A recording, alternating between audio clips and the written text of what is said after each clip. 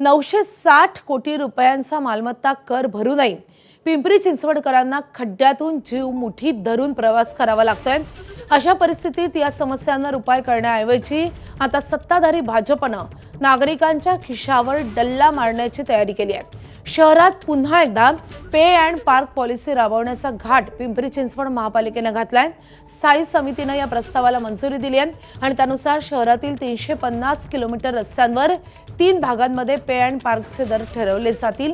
यात मेट्रोने प्रवास करणाऱ्या दुचाकीस्वाराला 10 तास पार्किंगसाठी 30 रुपये मोजावे लागतील, तर 18 मीटर रस्त्यालगत स्वतःच्या घरासमोर वाहन उभं करण्यासाठी मासिक शुल्क आकारले जाणार आहे।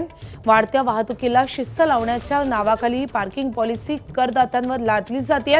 याच अनुषंगाने स्थायी समिती अध्यक्ष अभिषेक बारणेंशी संवाद साधलेला आहे आमचे प्रतिनिधी नाझिम मुल्ला यांनी।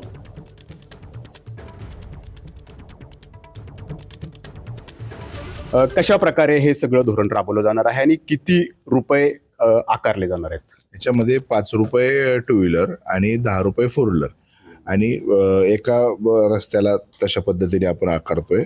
काही रोड जे आहे एकदम प्रीमियम रोड्स आहेत की ज्या ठिकाणी जास्तीची वर्दळ आहे, त्याच ठिकाणी फक्त फोर व्हीलरला आपण 20 रुपये आणि 10 रुपये टू व्हीलरला, अशा पद्धतीने आपण हे धोरण राबवायचा प्रयत्न आपण जीबीला हे दर निश्चितीकरणासाठी पाठवतोय। जे अवजड वाहनं जी शहरामध्ये रस्त्यावरती लागलेली आपल्याला बऱ्याचशा ठिकठिकाणी दिसतात, तर त्यांना देखील कुठेतरी चाप बसावा की अवजड वाहनांना त्यांच्या ठिकाणी पर्यायी त्यांची जागा असतात कंपनीजमध्ये, परंतु ते भर रस्त्यामध्ये लावतात। तर ज्यावेळेस त्यांना पैसे त्याचे भरावे लागतील तर ते निश्चितपणे रस्त्यांना ट्रॅफिकचं प्रमाण कमी होऊन जाईल। तुमच्या पालिकेच्या समोरच एवढे खड्डे पडलेले असतात आणि ते खड्डे कसे बुजवले जातात? तर माती टाकली जाते, मुरुम टाकली जाते, खडी टाकली जाते आणि ते परत अपघातालाच निमंत्रण दिलं जातं।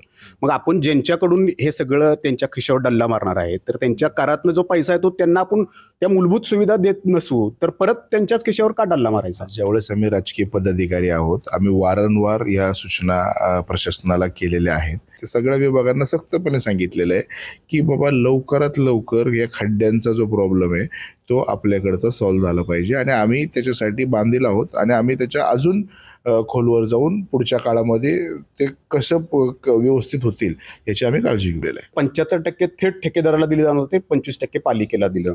याच्यामध्ये तसंच काही असणार आहे की कंत्राटदाराचाच फक्त विचार होणार आहे? बिलकुल तसं होणार नाही।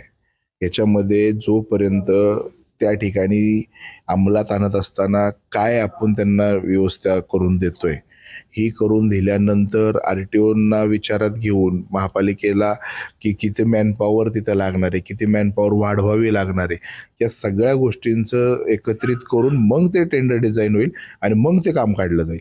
आता कुठल्याही पद्धतीचं आपण टेंडर काढत नाही।